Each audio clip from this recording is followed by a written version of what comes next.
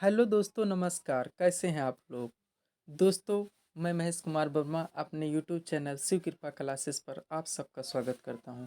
दोस्तों, आप लोग जानते हैं कि हमारे चैनल शिव कृपा क्लासेस पर लूसेंट जीके के सभी विषयों को वस्तुनिष्ठ प्रश्न के जरिए कवर किया जा रहा है। तो इसी विषय में दोस्तों आज हम लोग अपना अगला चैप्टर नंबर 4 दोस्तों महाजनपद काल जो 600 ईसा पूर्व से 325 ईसा पूर्व है, इसका अध्ययन करेंगे। दोस्तों, ये सारे वीडियोस क्रमवार आपको मिल सके, इसके लिए आप हमारे चैनल शिव कृपा क्लासेस को सब्सक्राइब करें ताकि हमारी वीडियो सबसे पहले आप देख सकें। तो आइए दोस्तों, आपका ज़्यादा समय ना लेते हुए हम इसका अध्ययन करना शुरू करते हैं। पहला क्वेश्चन दोस्तों महाजनपद काल से है, का टॉपिक है ये दोस्तों 600 ईसा पूर्व से 325 ईसा पूर्व महाजनपद काल का समय था। चलिए दोस्तों, हम इसके पहले क्वेश्चन को देखते हैं। दोस्तों, पहला क्वेश्चन जो कि एक मिलान करने वाला क्वेश्चन है दोस्तों। महाजनपद काल के जो है क्षेत्र दिए गए हैं दोस्तों, प्लेस स्थान है, वहाँ की राजधानियाँ, इन दोनों को मिलाने हैं दोस्तों। सूची 1 को सूची 2 से मिलाना है। सूची 1 है आपका महाजनपद और दूसरा है सूची 2 राजधानियाँ। दोस्तों ABCD, गांधार के आगे दोस्तों मथुरा लिखा हुआ है, सूरसेन के आगे कौशाम्बी लिखा हुआ है, वत्स के आगे श्रावस्ती लिखा हुआ है, कौशल के आगे तक्षशिला लिखा हुआ है। दोस्तों आप लोग इसको कॉन्सेंट्रेट होकर देखिए और इसको मिलाने की कोशिश कीजिए। एक दो आप एलिमिनेट कर लेंगे तो हो सकता है कि आप निश्चित आंसर तक पहुंच सकें। चलिए दोस्तों, हम लोग इसको मिलाना शुरू करते हैं। दोस्तों सबसे पहले यहाँ पे एक तो हाईलाइटेड है अपना दोस्तों कौशल, कौशल श्रावस्ती की थी, ये तो बिल्कुल क्लियर है दोस्तों। इसी तरह से आप भी थोड़ा गेस करें। डी का क्या हो जाएगा दोस्तों? 3 हो जाएगा। अब हम लोग देख लेते हैं डी का 3 किसी में आ रहा है दोस्तों। डी का 3 नंबर 1 विकल्प में ही आ रहा है दोस्तों, और ये क्लियर आंसर सही है दोस्तों। कौशल का श्रावस्ती ही होता है। तो हमारे दोस्तों एक ही एलिमिनेट करने से देखिए तीनों विकल्प अपने आप कट गए और आपका निश्चित उत्तर विकल्प नंबर ये सामने आ गया है दोस्तों। अब हम इसके बाकी सूचियों को मिलाने की कोशिश करते हैं दोस्तों। ये का हमारा क्या हो जाएगा दोस्तों? गंधार का हो जाएगा तक्षशिला। गंधार का क्या हो जाएगा? तक्षशिला। सूरसेन का दोस्तों हमारा हो जाएगा मथुरा, और वत्स का हो जाएगा दोस्तों कौशाम्बी। वत्स का कौशाम्बी। इस तरह से दोस्तों 1 2 3 4, 1 2 3 4 विकल्प नंबर ये में है दोस्तों। हमारा विकल्प नंबर ये सही हो जाएगा, यही आपका आंसर बनेगा दोस्तों पहले क्वेश्चन में। चलिए दोस्तों हम लोग अपने अगले क्वेश्चन में। दोस्तों क्वेश्चन नंबर 2 है, हर्यक वंश के किस शासक को कुणिक कहा जाता था? हर्यक वंश के किस शासक को कुणिक कहा जाता था? क्वेश्चन नंबर 2 है दोस्तों आपका। तो आप लोग जानते हैं दोस्तों, जीके में बार बार पढ़ चुके हैं कि अजातशत्रु को कुणिक के नाम से भी जाना जाता था। इस तरह से आपका विकल्प नंबर सी दोस्तों आंसर हो जाएगा अजातशत्रु। अजातशत्रु को कुणिक के नाम से जाना जाता था दोस्तों। 2 नंबर का आंसर है। चलिए दोस्तों क्वेश्चन नंबर 3 पे हम लोग चलते हैं। किस शासक ने गंगा एवं सोन, क्वेश्चन नंबर 3 है दोस्तों, किस शासक ने गंगा एवं सोन नदियों के संगम पर पाटलिपुत्र नामक नगर की स्थापना की? सीधा सा समझ लीजिए दोस्तों, पाटलिपुत्र जिसे वर्तमान पटना के नाम से आप जानते हैं, ये गंगा सोन नदियों के संगम पर है, ये भी इसमें क्लियर होगा दोस्तों। अब केवल शासक का नाम हमें बताना है दोस्तों। शासक थे कौन? उदयन। उदयन थे। पटना को या पाटलिपुत्र को दोस्तों किसने बसाया था, ऐसा भी क्वेश्चन बन सकता है। तो उदयन ने बसाया था, यही आपका आंसर है दोस्तों विकल्प नंबर बी। चलिए 4 नंबर क्वेश्चन। शिशुनाग वंश का वह कौन सा शासक था जिसके समय में, शिशुनाग वंश का दोस्तों कौन सा वह शासक था जिसके समय में वैशाली में द्वितीय बौद्ध संगीत का आयोजन किया गया, उसे काकोण के नाम से भी जाना जाता है? ये आपका क्वेश्चन नंबर 4 है दोस्तों। इसका आप लोग आंसर बताने की कोशिश करिए 4 नंबर। तो दोस्तों शिशुनाग वंश का कौन सा शासक जिसके समय में दोस्तों वैशाली में द्वितीय बौद्ध संगीत का आयोजन हुआ दोस्तों? किसके समय में हुआ था? कालाशोक के समय में द्वितीय बौद्ध संगीत का आयोजन हुआ था दोस्तों। सीधा सा आपका आंसर कहाँ पे हुआ था? वैशाली में हुआ था। वैशाली में द्वितीय बौद्ध संगीत की आयोजन हुआ था किसके जो है शासक काल में? तो कालाशोक के। इसको काकवर्ण के नाम से भी जाना जाता है। ये आपका आंसर है दोस्तों बी नंबर। चलिए दोस्तों 5 नंबर क्वेश्चन हम लोग करते हैं। 323 ईसा पूर्व में, 323 ईसा पूर्व में, सॉरी दोस्तों 323 ईसा पूर्व में सिकंदर महान की मृत्यु कहाँ हुई थी दोस्तों? सिकंदर महान की मृत्यु कहाँ हुई थी? तो दोस्तों सिकंदर महान की मृत्यु कहाँ हुई थी? बेबीलोन में हुई थी। भारत से वापसी लौटने में दोस्तों 330 ईसा पूर्व में सिकंदर की मृत्यु बेबीलोन में हो गई थी। ये आपका 5 नंबर क्वेश्चन, जिसका आंसर दोस्तों विकल्प नंबर बी बेबीलोन। चलिए दोस्तों हम 6 नंबर क्वेश्चन को करते हैं। ये आपका है दोस्तों 6 नंबर क्वेश्चन। सिकंदर महान, ये भी सिकंदर से लिया गया दोस्तों क्वेश्चन है। सिकंदर महान क्या पूछा जा रहा है, युम पोरुस पुरु की सेनाओं ने निम्नलिखित में से किस नदी के आमने सामने वाले तटों पर पड़ाव डाला था, पड़ाव डाला हुआ था दोस्तों। पोरस और इनका जो लड़ाई हुआ था उसी के संबंध में क्वेश्चन है दोस्तों। सिकंदर महान एवं पोरस पुरु। क्वेश्चन नंबर ये आपका दोस्तों कौन सा है, 6 नंबर है क्वेश्चन। क्वेश्चन के क्रमांक को हम लोग देखते रहेंगे दोस्तों। हम किस नंबर पे पहुंच चुके हैं, क्वेश्चन नंबर 6 है दोस्तों। सिकंदर महान एवं पोरस पुरु की सेनाओं के बीच दो है जो लड़ाई हुई थी, या ऐसा पूछा जा रहा है आमने सामने वाले तटों पर पड़ाव डाला हुआ था। जो है आपके सामने 4 विकल्प हैं दोस्तों। तो इसका आंसर हो जाएगा दोस्तों झेलम नदी। किसका, झेलम नदी के तट पर, झेलम नदी के तट पर पड़ाव डाला हुआ था। क्वेश्चन नंबर 7 हमारे सामने है, हम लोग इसका आंसर लगाने की कोशिश करेंगे। किस प्रकार का मृदभान पाटरी, किस प्रकार का मृदभान पाटरी भारत में द्वितीय नगरीकरण शहरीकरण के प्रारंभ का प्रतीक माना गया है। आप क्वेश्चन को समझने की पूरी तरह कोशिश कीजिए, इसलिए हम दोस्तों इसको अंडरलाइन कर रहे हैं। क्वेश्चन नंबर 7 है जिस दोस्तों, इसका उत्तर हो जाएगा उत्तरी काले पालिस्कृत वर्तन, उत्तरी काले पालिस्कृत वर्तन। विकल्प नंबर सी आपका आंसर है दोस्तों। चलिए 8 नंबर क्वेश्चन करते हैं। पाली ग्रंथों में गांव के मुखिया को क्या कहा गया है, पाली ग्रंथों में गांव के मुखिया को क्या कहा गया है। तो दोस्तों पाली ग्रंथ में गांव के मुखिया को जो है भोजक या ग्राम भोजक कहा गया है, भोजक या ग्राम भोजक, यानी विकल्प नंबर बी आपका आंसर है। क्वेश्चन नंबर 9 दोस्तों, उज्जैन का प्राचीन नाम बताना है आपको। क्वेश्चन नंबर 9 में उज्जैन का प्राचीन नाम बताना है आप लोगों को दोस्तों। तो उज्जैन का प्राचीन नाम आप लोग जानते ही होंगे, जीके में बार बार पढ़ा होगा। अवंतिका इसका नाम है दोस्तों, उज्जैन का प्राचीन नाम अवंतिका। चलिए दोस्तों अगला क्वेश्चन, क्वेश्चन नंबर 10, नंद वंश का संस्थापक पूछा जा रहा है दोस्तों। नंद वंश मगध से संबंधित दोस्तों, नंद वंश एक महान वंश था, एक प्रभावशाली वंश था नंद वंश। इसका आप लोगों को आंसर करना है दोस्तों। तो नंद वंश का संस्थापक कौन था दोस्तों, महानंदिन था या नंदीवर्धन था, यानी विकल्प नंबर ये आपका आंसर है। नंद वंश का संस्थापक कौन था, महानंदिन या नंदीवर्धन इसको कहते हैं दोस्तों। 10 नंबर क्वेश्चन का विकल्प ये आपका आंसर बनना है दोस्तों। चलिए हम लोग 11 नंबर क्वेश्चन को करते हैं। ग्रीक यूनानी लेखकों द्वारा किसे अग्रमीज या जैंड्रमीज कहा गया है, ग्रीक यूनानी लेखकों द्वारा। आप लोगों को इसका आंसर करना है दोस्तों। तो इसका आंसर होगा घनानंद को कहा गया, किसको, धनानंद को कहा गया है। यहाँ घनानंद लिखा हुआ है, कहीं धनानंद को घनानंद लिखा मिलता है दोस्तों, इससे आप लोग कन्फ्यूज नहीं होंगे। चलिए 12 नंबर क्वेश्चन दोस्तों, प्राचीन भारत में पहला विदेशी आक्रमण किनके द्वारा किया गया था। प्राचीन भारत में पहला विदेशी आक्रमण किनके द्वारा किया गया था दोस्तों, तो ईरानियों द्वारा किया गया था। ये आपका आंसर है दोस्तों, विकल्प नंबर बी। प्राचीन भारत में पहला विदेशी आक्रमण ईरानियों के द्वारा किया गया था। अगला क्वेश्चन दोस्तों, इस क्वेश्चन को दोस्तों रिवीजन जरूर कीजिएगा ताकि कॉन्सेंट्रेट होकर आप पूरी को प्रिपेयर हो सकें और लंबे समय तक आप इन क्वेश्चनों के उत्तर याद हैं दोस्तों। ये जी की लेसेंट है जो वस्तुनिष्ठ प्रश्नों के जरिए हम आपको कवर कराने की पूरी कोशिश कर रहे हैं दोस्तों। चलिए क्वेश्चन नंबर दोस्तों 13 यानी 13 नंबर क्वेश्चन, प्राचीन भारत में दूसरा यहाँ पहला पूछ लिया गया था दोस्तों, अब दूसरा क्या पूछा जा रहा है, प्राचीन भारत में दूसरा विदेशी आक्रमण एवं पहला यूरोपीय आक्रमण किनके द्वारा किया गया, थोड़ा सा घुमाया गया है दोस्तों। क्वेश्चन वही है, नेक्स्ट आपको बताना है दोस्तों। 13 नंबर क्वेश्चन है दोस्तों, तो इसका आंसर हो जाएगा दूसरा जो किया गया था वो यूनानियों के द्वारा किया गया था। ये प्रथम यूरोपीय थे या दूसरा विदेशी भी मान लीजिए, यूनानियों द्वारा किया गया था। चलिए दोस्तों 13 नंबर हमारा खत्म हुआ, हम लोग 14 नंबर क्वेश्चन को आगे करेंगे। ईरान ईरान के हकमनी वंश के किस शासक ने भारतीय भूभाग को जीतने के बाद उसे फारस साम्राज्य का 20वां प्रांत या क्षत्रपी बनाया।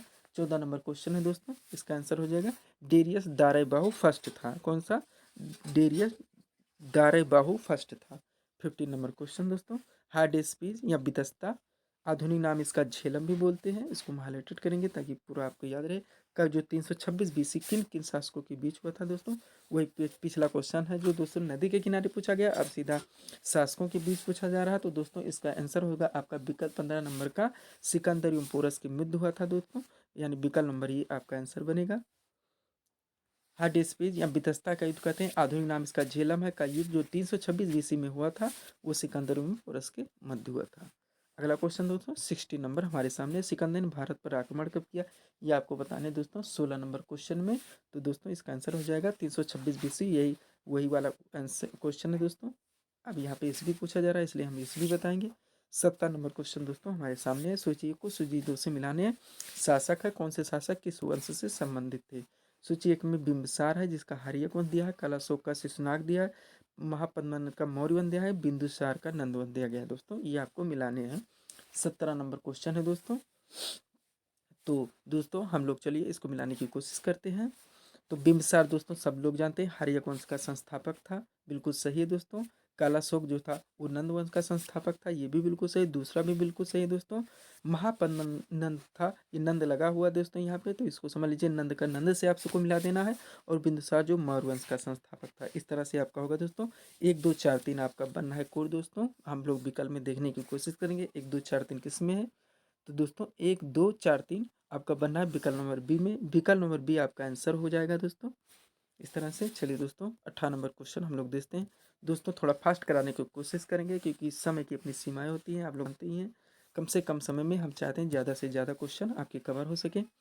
मगध के राजा अजातशत्रु का सदैव किस गणराज्य के साथ युद्ध हुआ। मगध के राजा अजातशत्रु का किस गणराज्य के साथ अक्सर युद्ध हुआ। 28 नंबर दोस्तों सॉरी, हम लोग 17 के बाद आगे यहीं पे भी और क्वेश्चन है, उसको पहले कवर करेंगे। क्वेश्चन नंबर 19 पे 18 पे चलेंगे हम लोग दोस्तों। यहाँ पे पहले इस क्वेश्चन को सारे को कवर करेंगे, सारे क्वेश्चन, उसके बाद आगे 28 पे चलेंगे। सूची 1 को सूची 2 से यहाँ पे भी सम्मिलित करना है दोस्तों। महाजनपद है एक तरफ आधुनिक उनका क्षेत्र है। कौन से महाजनपद का क्षेत्र क्या था, क्षेत्र का यहाँ पे मिलान करना है दोस्तों, क्षेत्र का मिलान करना है। 18 नंबर क्वेश्चन है दोस्तों आपके सामने, आप इसका कोशिश करें मिलाने के लिए दोस्तों। दोस्तों मगध का पटना व गया के जिले था, ये बिल्कुल पहला सही है दोस्तों। मगध का पटना व गया का जिला था, बिल्कुल सही। वत्स आपका इलाहाबाद है ही दोस्तों। कौशल आपका अवध तो है ही। अवंती आपका मालवा है, बिल्कुल सही मिला हुआ दोस्तों। 1 2 3 4 ABCD का मिल रहा है दोस्तों। इस तरह से आपका कौन सा विकल्प दोस्तों, ये नंबर विकल्प आपका आंसर होगा, ये नंबर 1 2 3 4। इस तरह से दोस्तों आपके आंसर होंगे। विकल्प नंबर ये आपका यहाँ पर आंसर बनना है। चलिए दोस्तों हम लोग 19 नंबर क्वेश्चन को देखते हैं। मगध की प्रथम राजधानी कौन सी थी, ये 19 नंबर क्वेश्चन पूछा जा रहा है दोस्तों।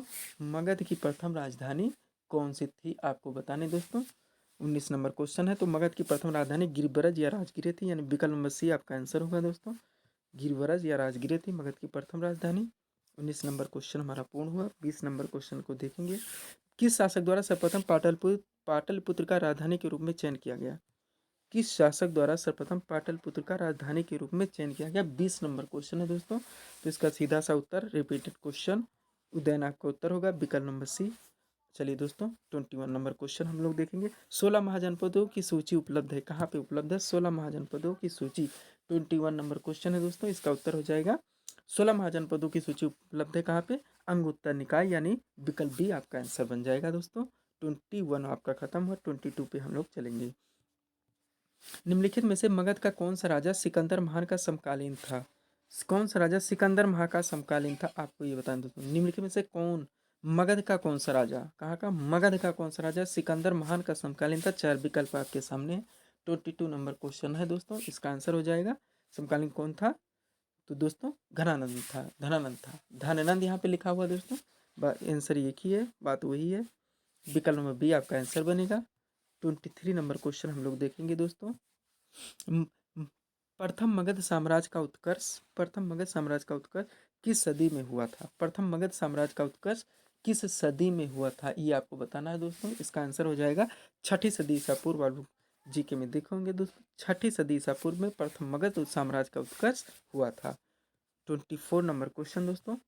सिकंदर की भारत में सफलता के निम्न कारण थे। सिकंदर जो भारत में सफल हुआ था उसके कारण आपको बताने कौन कौन से कारण थे, कौन से कारण नहीं थे। सफलता के कौन कौन से कारण थे जो सिकंदर का भारत में सफलता के, जो उन्होंने युद्ध किया था जिसमें उनको विजय प्राप्त हुई थी। दोस्तों पहला दिया हुआ है भारत में तब कोई केंद्रीय सत्ता नहीं थी, ये बिल्कुल सही, ये तो बिल्कुल सही दोस्तों। ये किस में है, सी आपका गलत जा रहा है, एक हमने एलिमिनेट कर दिया। उसकी सेना श्रेष्ठ प्रकार की थी, बिल्कुल सही है, 2 भी आपका सही है, एक और 2 आपका सही है। अब भी आंसर तीनों में आ रहा है। सी देखते हैं। उसे देशद्रोही भारतीय शासकों का सहयोग मिला, बिल्कुल सही है। सिकंदर में ये भी एक विशेषता उसको जीतने में मिल गई थी।